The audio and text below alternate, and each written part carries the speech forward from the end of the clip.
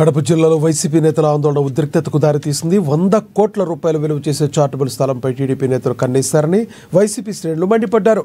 Trust సభ్యుల పేరిట ఉన్న భూమిని దేవాదాయ శాఖ అధికారులు వేలం వేయడాన్ని తప్పుపట్టారు వైసీపీ నేతలు. ట్రస్ట్ భూమిని వేలంపాట ఎలా నిర్వహిస్తారని సూటిగా ప్రశ్నించారు. పేద ప్రజల ప్రయోజనాల కోసమని నిబంధన ఉన్నా భూమిని కమర్షియల్ కాంప్లెక్స్ నిర్మాణాలకు ఎలా కేటాయిస్తారన్నారు.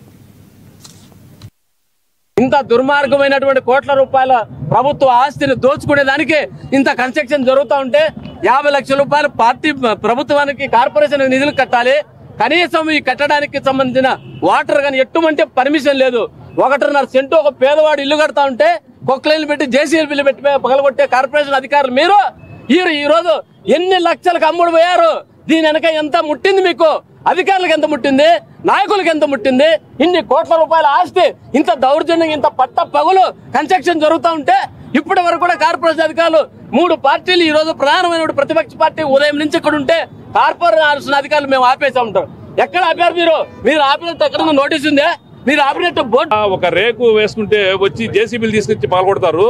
ఇంత అక్రమ కట్టడాలు కడతా అంటే కార్పొరేషన్ సిబ్బంది ఏమైంది, టౌన్ ప్లానింగ్ సిబ్బంది ఏమైంది, కమిషనర్ గారు ఏమైనారు, కమిషనర్ గారికి ఎంత వచ్చింది, అడిషనల్ కమిషనర్ గారికి వచ్చింది, పై వాళ్ళకి ఎంత వచ్చింది డబ్బులు.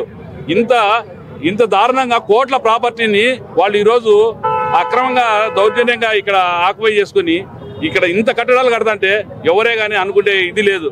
కాబట్టి ఖచ్చితంగా దీన్ని దీన్ని ఖచ్చితంగా సుమోటోగా తీసుకొని వాళ్ళ మీద ఎవరెవరైతే దీని మీద ఉన్నారో వాళ్ళందరినీ కేసు కట్టాలని చెప్పి మా ముఖ్య ఉద్దేశం.